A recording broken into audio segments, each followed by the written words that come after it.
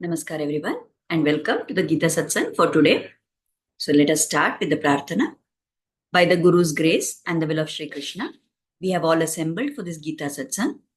May we have their guidance to be able to learn and adopt the things which will help us to grow spiritually. Let us chant the Shlokas. Vasudeva Sutam Devam Kamsa Chanuramardanam Devaki Paramanandam Krishnam Vande Jagadgurum Krishnaya Vasudevaya Haraye Paramatmane Pranatah Kleshanashaya Govindaya Namo Namaha Namostu Te Vyasa Vishala Buddhe Pullara Vindaya Tapatra Netra Yena Tvaya Bharata Taila Purnaha Prajvalito Jnanamaya Pradipaha Ramanujadaya Patram Jnana Vairagyabhushanam Srimadvenkatanathaaryam Vande Vedanta Deshikam Yo Nityamachyutapadambuja Yukma Rukma Vyamohatastaditarani Trinaya Mene Asmadguror Bhagavatosya Dayaika Sindho Ramanujasya Charanau Sharanam Prapadye. So with prayers at the holy feet of the Acharyas, let us start with our topic for today. So in the last satsang, we had stopped at the 6th shloka. So today we will continue from the 7th shloka of the 5th chapter. So Krishna is continuing to explain to Arjuna. So in the 7th shloka, Krishna says, Yoga yukto vishuddhatma vijitatma jitendriyaha sarva bhutatma bhutatma kurvannapi na lipyate. The karma yogis who are of purified intellect and who control the mind and senses see the soul of all souls in every living being. Though performing all kinds of actions, they are never entangled. So here Krishna is explaining the characteristic of the karma yogis. So what he is explaining here actually is like a stepwise progression. So if there is somebody who is repeatedly performing karma yoga, such a person becomes perfected in that karma yoga. Now, as he becomes perfect in his karma yoga, the first thing that happens is the heart gets purified. When the heart gets purified, he is able to gain control over the mind. And next, he also is able to win over his senses. So that is what is told here as that person, he is of pure intellect and then he is able to control the mind and senses. He is Vishuddhatma, he is Vijitatma and he is Jitendriya. So what happens when someone reaches this stage is he is able to see all jivas, all bhuta, everything in this universe is the same. The same means he is able to see that in me also there is Paramatma, in all these other things also there is Paramatma. So everything is actually the same. This is what he learns to see. And this means when he is able to see everybody in terms of the Atma, that means he has learned to distinguish between the Deha, the Sharira and the Atma. Now we may think, what is this thing that we are talking about that Krishna is telling that heart has to be purified? So why does the heart need purification? Because we know that within us there are so many negative qualities that we have. There are raga, dvesha. Then we know of the Shadripu, isn't it? We say kama, krodha, lobha, moha, mada, matsarya. So all these qualities that are there, all these qualities which are there, they are dirtying us. They are, they have created filth in our interior. So they need to be purified. All these have to be removed and pushed away. How will that dirt get cleansed? It is by the repeated performance of karma yoga. As somebody keeps doing karma with the right bhava and does it as an offering to the Lord for the pleasure of the Lord, by repeatedly doing karma yoga and perfecting that karma yoga, all these negative qualities, all these doshas within us, all these raga, dvesha, and other things within us, all the shadripu, they all, that dirt gets washed away gradually. Like, we may not be able to see it as the process is happening, but finally, the end result we will notice. Like here, the Vyakyatas give an example of once one man was living in a village. One day in his dream, God appeared and told him that, see, this house in which you are living, that outside the veranda of the house, in that place, there is a treasure which is hidden under the ground. So I want you to keep digging there and find that treasure. If you dig there, you will find the treasure. So this man started digging. Now every day he was digging. He is not able to find anything. He dug, and he thought maybe that deity meant that it is in the part adjacent to the veranda. So he dug little more this side, that side. He dug the other side. Like this, it went on and on. Every day he used to dig little bit, and he never was able to find that treasure. Then when 1 month was over and he was about to give up hope, again that God appeared in his dream. And then this man talked to that God. And he said, what is this? I've been digging for 1 month. No, there is no benefit at all of having done that. I couldn't find any treasure there, he said. So then the Lord said, uh, I wanted you to put the effort of digging. That is why I told you to dig there. And by my mercy, very easily that treasure can be revealed. And what that God did was, he just touched some particular stone in that place, and as he touched it, it moved, and there was a small treasure there for that man. Now this man said, why you could have done this that first day itself? No, why did you make me dig for 1 month? So that God told him that, see, I wanted to see whether you have shraddha in what I am telling. And by the way, have you noticed that certain changes have been happening? That man said, no, what changes? What happened? I only kept digging for 1 month. What changes? So then that God told him, look at yourself in the mirror.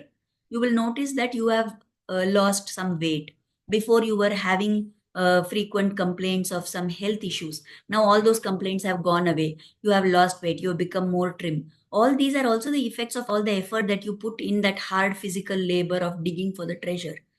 So, like this, why they are telling us this story is to explain to us that that man went on digging, and it was actually a test of his faith. Now, he did not notice the changes that were happening in himself every day when he was digging. But at the end of 1 month, all those changes had certainly taken place. And he got the treasure by the Lord's grace, but in him, there were so many changes also which had taken place, which were all definitely beneficial for him. Similarly, when we keep doing one thing, when we keep practicing karma yoga, we are doing that so that should have atma sakshatkara. That is the ultimate goal that we want. But in that process, there are many other benefits also which start to show up. Now we don't notice those changes. And what are all those changes? Whatever the Lord has talked about in the previous in this thing, that the heart gets purified, you get control over your mind, and you win over the senses. So all these things will also start happening. Now, it is bound to happen in that way. If we take the first step, then by the logical flow of events, everything will go on to take us to the ultimate step of Atma Sakshatkara. So, this is again explained by giving the example of the queue in Tirupati. Now, if all of us have experienced that when we stand in that crowd, in that queue complex in Tirupati, once the gates are open, it is not actually that we have to put any effort to walk towards the Lord, isn't it? So the automatically that current of people moving, it moves you also, and you get carried by that current. You get taken to stand in front of the Lord. You get darshan of the Lord there, and automatically then you are pulled out and you flow out of the temple also. So you can actually say that you have just been carried by that current. You have been swept away by that current. So similarly, those things which are supposed to happen when the heart gets purified, when you get control over the mind, when you get control over your senses, automatically the end result is that you will reach moksha, you will have atma sakshatkara. So all these things automatically follow one another. Now, to a person who is like this, to a person who is perfected karma yoga, what happens? He does not confuse the deha and the atma. Whenever he looks at anybody, any being, living, non-living, anything, he only sees that the Paramatma is there in all of this. So that sense of differentiation, the sense of, saying this is mine, that is not mine, this is pleasing to me, that is not pleasing to me, that differentiation goes away. So then he attains this goal of samatva. He sees everything as same and he gets Atma Sakshatkara. To such a person who has this kind of a vision, there is no more papa in this world. Whatever he does all his actions grounded in this belief that everything is actually the Atma and I need not confuse the Sharira for the Atma. So if he is doing actions with this bhava, then there is no more getting bound up in the Papa Punya cycle. There is no more entanglement in this world. So, this is what Krishna has explained in this shloka. Now, as we move forward, in the next shloka, the 8th and 9th shloka, they are kind of continuous in the thought which is carried. So, we will take them together. So, in the 8th shloka, Krishna talks further. He says, Naiva kinchit karomiti yukto manye tatvavit पश्यन् शृण्वन् स्पृशन् जिघ्रन् अश्नं गच्छन् स्वपन् श्वसन्. Then in the 9th shloka he says, प्रलपन् विसृजन् गृह्णन् उन्मिषन् निमिषन्नपि इन्द्रियानिन्द्रियार्थेषु वर्तन्त इति धारयन्. So he is talking about a series of actions that are performed by any person and how to the karma yogi it appears those things, how he does those actions. So those who are steadfast in karma yoga, those who have perfected the practice of karma yoga, they always think that I am not the doer. They are aware that this action is happening through me. It is being done by me as the medium, but I am not the doer. Even while they are engaged in all those different actions. What are all those actions? Whether he is seeing something, whether he is hearing something, whether he is touching something, right? Whether he is smelling something, he is moving about, he is sleeping, he is breathing, he is talking, speaking, he is performing actions of excretion, he is grasping at something with his hands, or he is just opening and closing his eyes. At all these times, all these, like you can say, these encompass all the normal actions that any living entity performs, isn't it? So if somebody is steadfast in karma yoga, then even though he may be doing all these actions, he will always think that I am not the doer. Why is it that he's thinking I'm not the doer? Because he has Divya Jnana. He has the light of divine knowledge. And because of that, he realizes that whatever all these activities are going on, it is only the material senses which are coming into contact with the sense objects. And because of that, all these activities are going on. So he is unaffected by all those things which are happening. It's like we know the example of the duck which swims through water. The duck swims through the water, but it does not get wet by the water. Like that, similarly, this person who has perfected karma yoga, he does all the activities, right? He has perfected karma yoga and he has understood what is Atma Swarupa. He has learned to differentiate between the Atma and the Sharira. So he realizes that he is not the performer. He is not the one who is doing the action. So all the actions, whether they are done with the Jnanendriya or they are done with the Karmendriyas, in all cases, he is able to say that, okay, if I'm looking at something, then this, whatever is happening, this seeing which is happening is because these eyes have come into contact with that particular object which is being seen. But I, the Atma, am untouched by this. When he hears anything also, he realizes that this hearing is happening because it is these physical ears which are taking that input and the brain is processing it and hearing is happening. But the Atma is untouched by that. Like that, whatever action happens, he is able to understand it is only happening because my senses are operating in this world. And this material world and the senses are in contact with it. Because of that, it is happening. But in reality, none of this is actually affecting the Atma. And also he realizes that any action, five components have to be there. The Atma has to be present, the Paramatma has to be there to motivate and to give energy to perform that action. The Sharira has to be there through which the actions will take place. The senses have to be there, and Prana Vayus, Prana and other Vayus within that body have to cooperate. So he realizes that whatever is happening is because of the effect of all these five components. So to think that I am this Sharira and I am the doer is a wrong idea. So he realizes that whatever is happening because in this material world, the senses are coming into contact with the sense objects. So things are going on. As the Atma, I am not touched by any of this. So I, as the Atma, cannot claim doership of any of these actions. That is what he realizes. So if something like is there to be seen, then the eyes will see. So that is natural for the senses, for the eyes to see like that. Now, many times with age, we notice that vision. When children are small, their vision may not be very clear. As the baby grows, then it is able to look particularly at objects.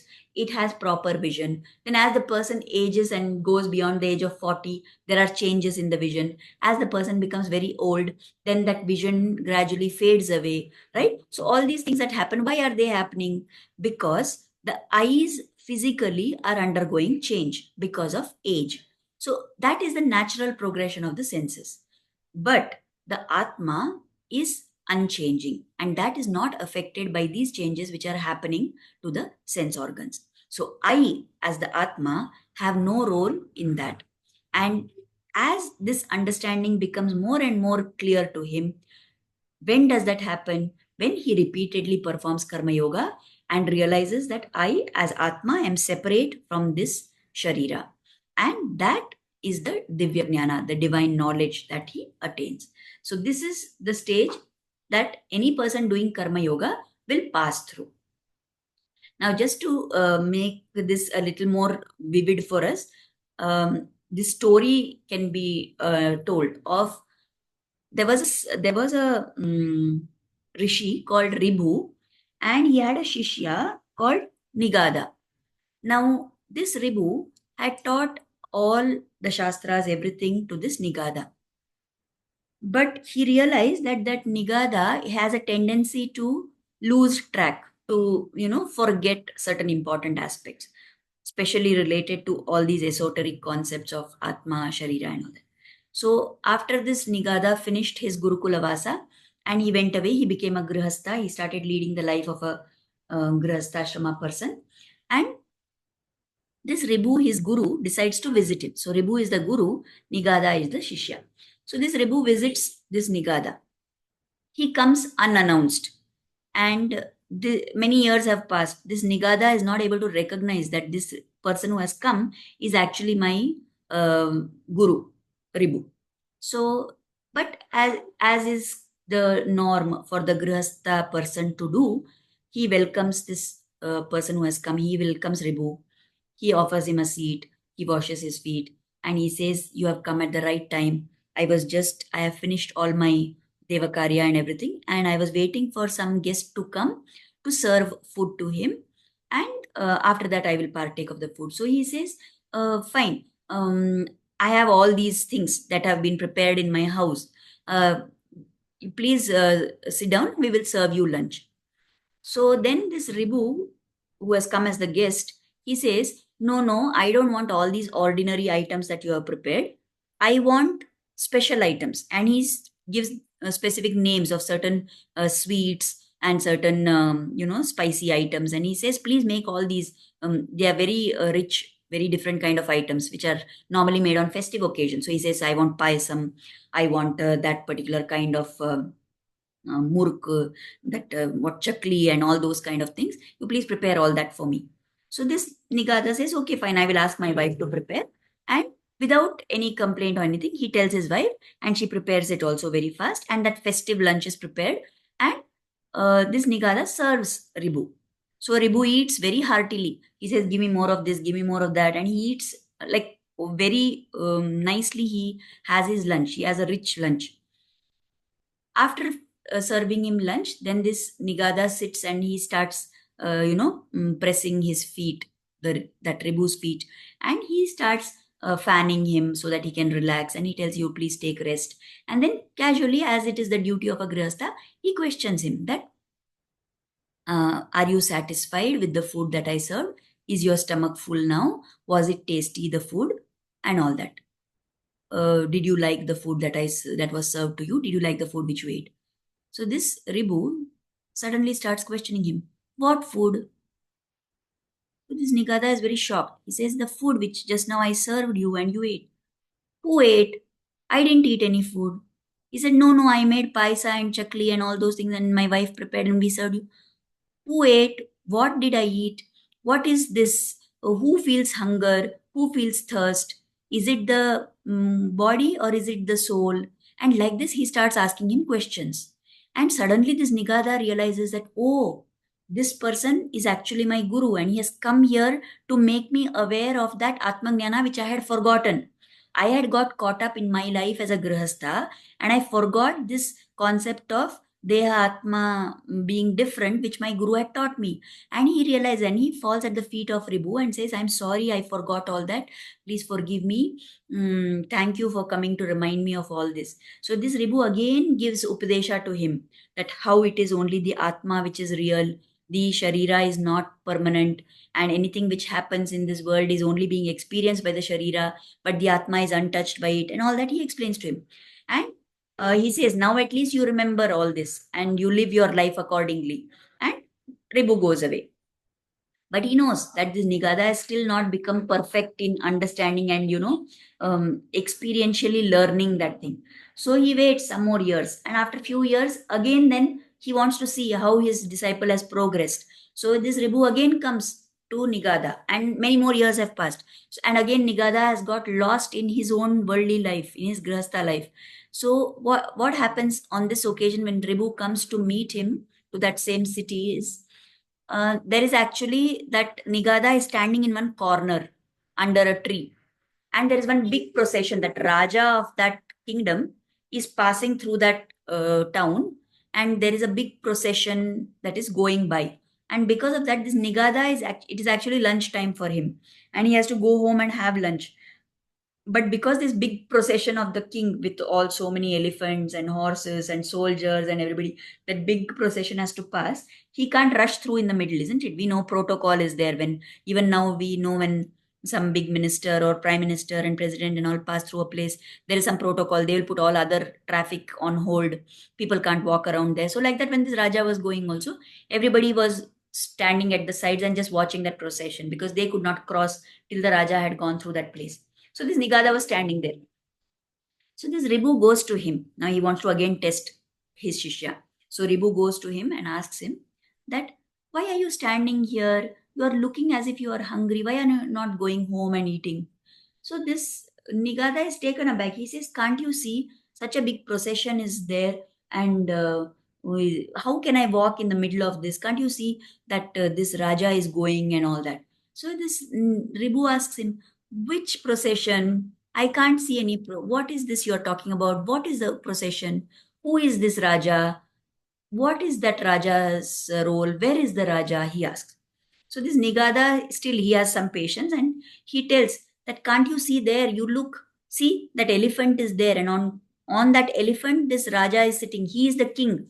So this Ribu says, I'm sorry, I can't understand. Where is the king and where is the elephant? I'm not able to make out the difference between who is the king and who is elephant. Can you please explain a little more specifically to me? He says.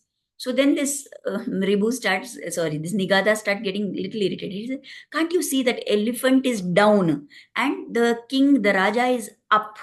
The one who is up is the one who is on top is the king, and the one who is below is the elephant. Can't you see that? He says. So this Ribu asks, what is this? You are using some different kinds of words, up and down. And what is this? What is the meaning of up and down? I'm not able to understand. So now this Nigada totally loses his patience. So what he does in his anger and frustration is he jumps onto the back of this Ribu, and he sits on Ribu's back, on his shoulders. And he says, see, now I am on top and you are down. Like that, that Raja is on top and the elephant is down. The Raja is sitting on the elephant, just like I am sitting on you right now, he shouts at him. Now, this Ribu, again, he questions. He says, now you have introduced two new words. Before you said elephant and Raja, then you said up and down. Now you are saying I am sitting up and you are below. Who is this I? Who is this you? He asks. The minute Ribu asks that question, Nigada has a sudden realization. He says, oh, this is my guru who has come. Immediately he jumps off the back of Ribu. He falls at his feet and he prays for forgiveness and he says, I'm so sorry. I should not have behaved like that. And then again, Ribu gives him Upadesha and teaches him that, see, what is this I? What is this you? It is in everybody there is Atma, and in every Atma within there is Paramatma. So what is this that you're talking about? I, you, king, elephant, and all that. I came to test whether you've been following that Upadesha which I told you, to see the Atma and Paramatma in everyone. But it looks like you still have not understood that. So then this time Nigada really understands and he says, thank you so much for coming and awakening me like this. And from then onwards, this Nigada starts following in practice whatever his guru had taught him. And he starts living his life with the awareness that I am not this Sharira. I means the Atma. The same Atma, like I am an Atma, everything else is also an Atma. And in all that Atmas, there is the same Paramatma. So everything is actually the same. And with that sense of equanimity, with that sense of no discrimination, he starts living his life. And then Ribu no longer has to come back to correct him. So this is a very, what you say, vivid kind of example of a story, but it should help us to remember. Let us not only remember the story and forget the concept. The concept is that somebody who is on the path of karma yoga, somebody who performs all his karmas, all his actions with the right spirit, has purification of the mind and purification of the heart, and he gets control over the mind and senses.